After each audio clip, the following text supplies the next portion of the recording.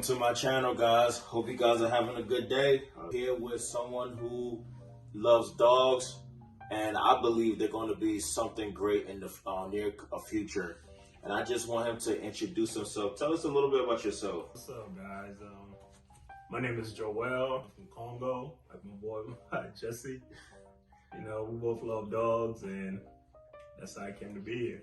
Let the people know, like, what got you into dogs.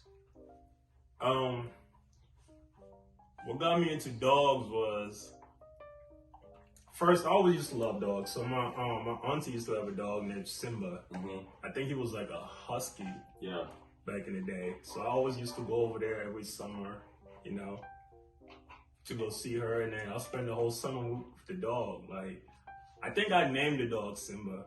But even before that, when I was like in elementary school, I used to skip school just to like, you know, go play with my neighbor's dog. You know, I would just go over there, and, you know, my mom used to get so mad at me because I used to love animals like so much, especially dogs. But when I had Simba, that's what really got me like loving dogs. Yeah. And then until I came to college, I had my own dog. What is it about Simba that made you fall in love with dogs?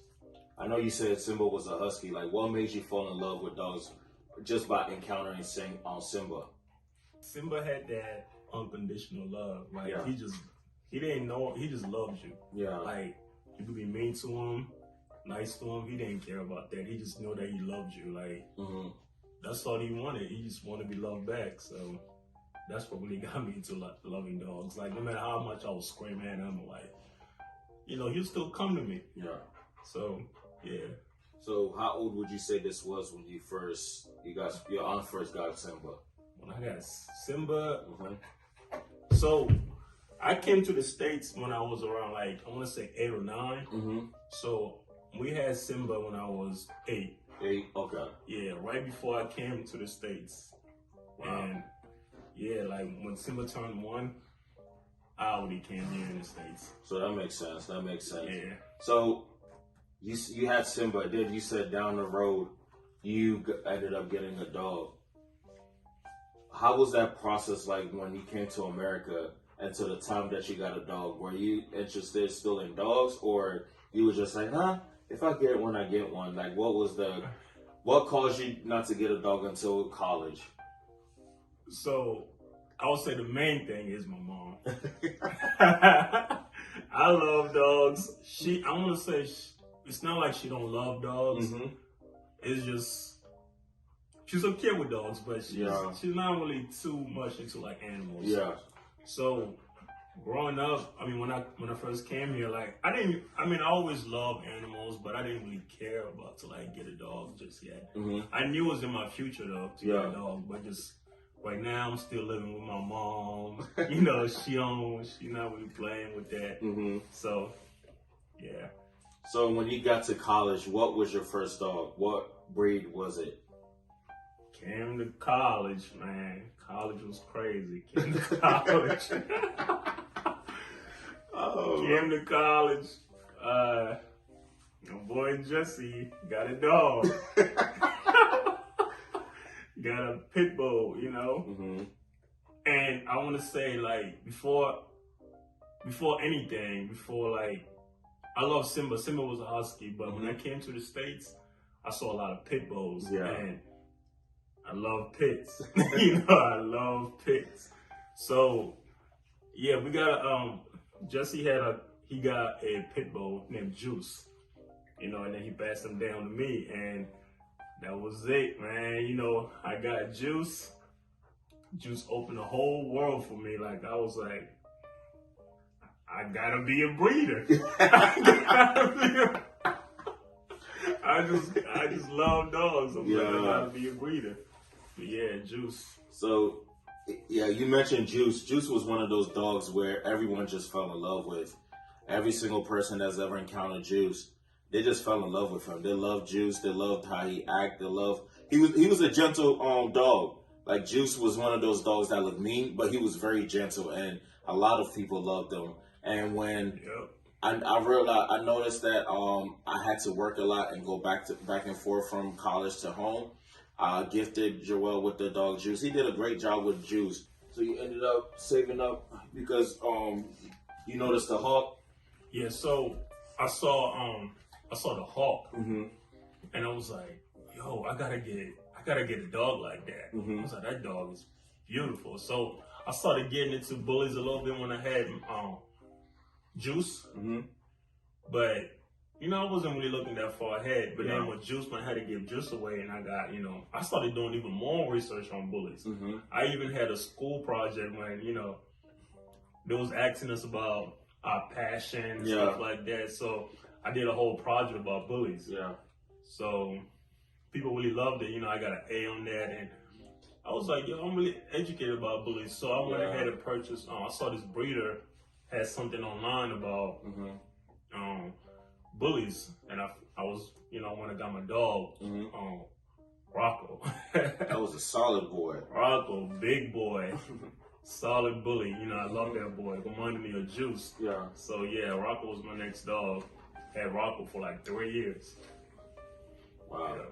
So I remember you the one who got me into Bullies when it first started. When I was looking into them, you're the person who I know who constantly talked about Bullies, talked about this and that, like Bullies are this and Bullies and that. So I started looking into that. I know down the road, obviously your mind started changing towards Bullies. Why did your mind start changing towards Bullies? This is nothing against Bullies, but people's preferences change. Why did your mindset change towards them? So my mindset changed towards Bullies because,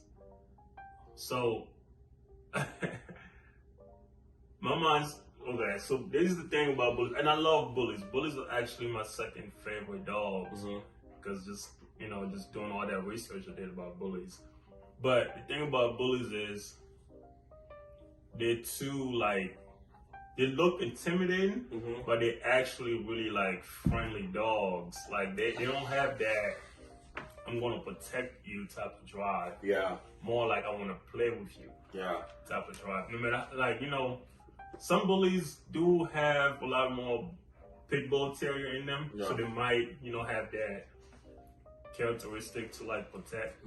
But a lot of them are just what they were bred for. If you bred your bully right, they're supposed to be people friendly and just playful dogs, beautiful playful dogs, and that's about the show dogs. And I'm glad you said that because I think a lot of people just steer away from the purpose behind Bullies. Bullies were bred to be the less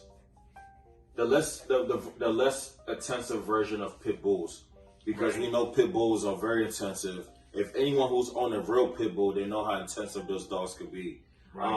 Bullies was supposed to be the less intensive version of pit bulls, but now more family oriented. Exactly, but now with Bullies, people are doing all different things with Bullies. It's some Bullies are not even approachable. I'm like, that's not even the purpose of a bully. And some Bullies look like they could barely walk, and there's so many different things out there, and it's like that's another thing I want to say, not to cut you off. And off about Bullies. There's too many categories of Bullies. That's true. There's just too many, and people still making some more categories of Bullies. And I was like, are Bullies just mutts now? Yeah. Because there's so many versions of Bullies, and I might go back into getting into a bully, but they got to figure out what they want. I agree. Because Bullies is one of those. Bully is one of the breeds that they don't really have a set standard. Yeah. It's all over the place. It's just like people could do whatever they want and be like, oh, this is a bully. And it's like, what is the standard exactly for a bully? So I understand what you're saying. I definitely understand. So you had Rocco, and I'm pretty sure what happened to Rocco down the road, if you don't mind sharing with us. So what happened to Rocco was I was living with this, roommate, and he had a little Chihuahua type of dog that used to bark all the time. And at the time it was okay. And my apartment, they don't allow pit bulls. Yeah. And a lot of people didn't know about bullies. So at the time, Rocco was a bully, but he was considered a pit bull. Yeah. So anybody that would see him would say that's a pit. Yeah. So they put him in that category, and then the other dog used to bark all the time. So what happened was, The maintenance people, you know, they came around, Yeah. and when they came around, they had to like try to fix something that was wrong in the house. Yeah. And then the other dog kept barking all the time. Mhm. And then when they came, they already knew I had a big dog. Yeah. So, but my dog never used to bark. Mhm. Never caused them no problems. Mhm. But this time around, they're hearing this little dog barking, growling, and it's getting my bully Yeah. hyped up too. So Yeah. they're hearing two dogs now barking. Mm. You know, so it got them scared, and they went and reported to the leasing office, and they told us that I had to get rid of my dog. Yeah, and you don't, and situations like that suck because you don't want to lose your living. Yeah. And it's like, especially when it's so abrupt, it's like, dang, how do I look for a place this soon?